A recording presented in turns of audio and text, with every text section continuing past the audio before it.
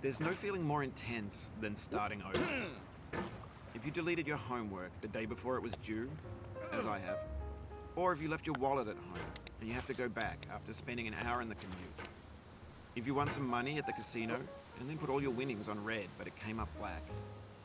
If you got your best shirt dry cleaned before a wedding and then immediately dropped food on it. If you won an argument with a friend and then later discovered that they just returned to their original view.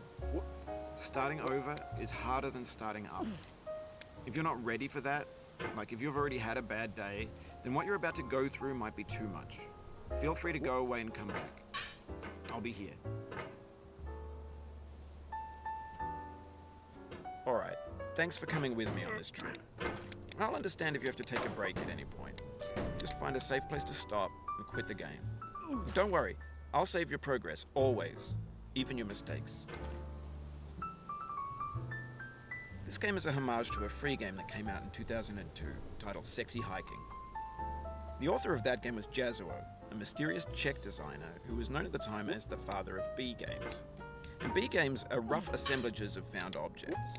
Designers slap them together very quickly and freely, and they're often too rough and unfriendly to gain much of a following. They're built more for the joy of building them than as polished products. In a certain way, Sexy Hiking is the perfect embodiment of a B game. It's built almost entirely out of found and recycled parts, and it's one of the most unusual and unfriendly games of its time. In it, your task is simply to drag yourself up a mountain with a hammer. And that act of climbing, in the digital world or in real life, has certain essential properties that give the game its flavor. No amount of forward progress is guaranteed. Some cliffs are too sheer or too slippery. And the player is constantly, unremittingly in danger of falling and losing everything.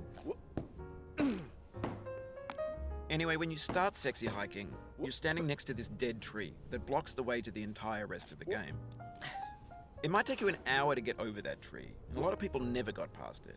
You prod and you poke at it, exploring the limits of your reach and your strength, trying to find a way up and over. And there's a sense of truth in that lack of compromise. Most obstacles in video game worlds are fake. You can be completely confident in your ability to get through them once you have the correct method or the correct equipment or just by spending enough time. In that sense, every pixelated obstacle in Sexy Hiking is real. The obstacles in Sexy Hiking are unyielding, and that makes the game uniquely frustrating. But I'm not sure Jazuo intended to make a frustrating game. The frustration is just essential to the act of climbing, and it's authentic to the process of building a game about climbing. A funny thing happened to me as I was building this mountain.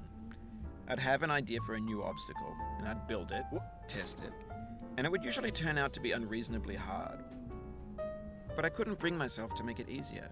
It already felt like my inability to get past the new obstacle was my fault as a player rather than as a builder. Imaginary mountains build themselves from our efforts to climb them, and it's our repeated attempts to reach the summit that turns those mountains into something real. When you're building a video game world, you're building with ideas, and that can be like working with quickset cement. You mold your ideas into a certain shape that can be played with, and in the process of playing with them, they begin to harden and set until they're immutable, like rock. And at that point, you can't change the world. Not without breaking it into pieces and starting fresh with new ideas. For years now, people have been predicting that games would soon be made out of prefabricated objects, bought in a store and assembled into a world. And for the most part, that hasn't happened, because the objects in the stores are trash. I don't mean they look bad or that they're badly made, although a lot of them are. I mean they're trash in the way that food becomes trash as soon as you put it in the sink. Things are made to be consumed and used in a certain context, and once the moment is gone, they transform into garbage. In the context of technology, those moments pass by in seconds. Over time, we've poured more and more refuse into this vast digital landfill that we call the internet. It now vastly outnumbers and outweighs the things that are fresh and untainted and unused. When everything around us is cultural trash, trash becomes the new medium, the lingua franca of the digital age. And you can build culture out of trash, but only trash culture. B games, B movies, B music, B philosophy. Maybe this is what digital culture is. A monstrous mountain of trash, the ash heap of creativity's fountain. A landfill with everything we ever thought of in it. Grand, infinite, and unsorted. There's 3D models of breakfast, Gen X's fanfic novels, scan magazines, green screen Shia LaBeouf, banned snuff scenes on LiveLeak.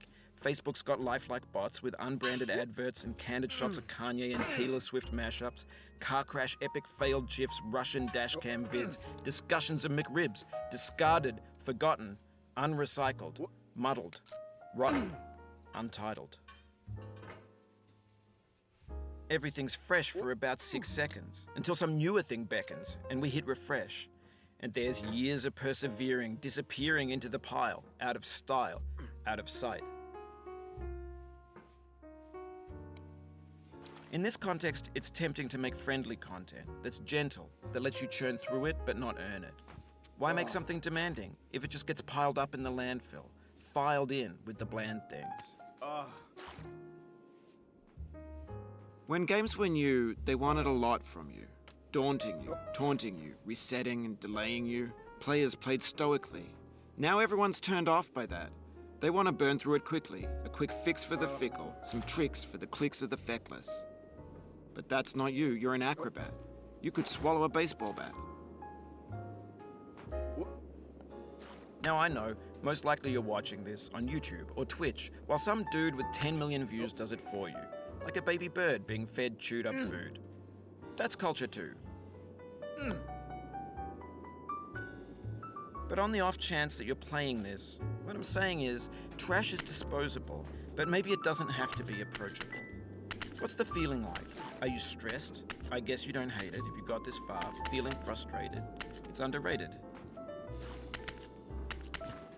An orange is sweet, juicy fruit locked inside a bitter peel. That's not how I feel about a challenge. I only want the bitterness. It's coffee. It's grapefruit. It's licorice. It feels like we're closer now. Composer and climber, designer and user. You could have refused, but you didn't. There was something in you that was hidden, that chose to continue. It means a lot to me that you've come this far, endured this much. Every wisecrack, every insensitivity, every setback you've forgiven me is a kingly gift that you've given me. We have the same taste, you and I. It's not ambition, it's ambition's opposite.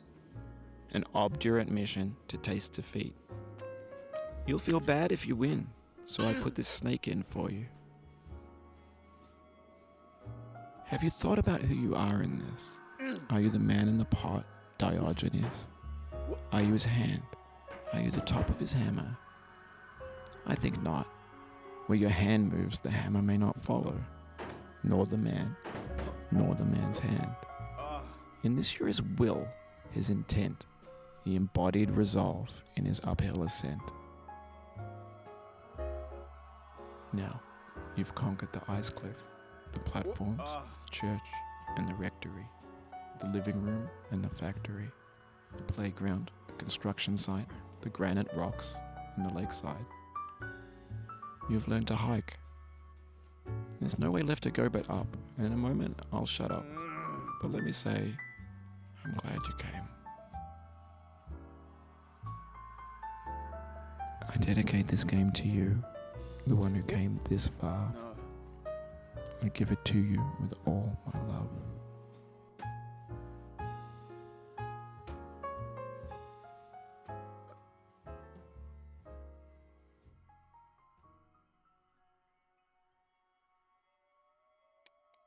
Oh.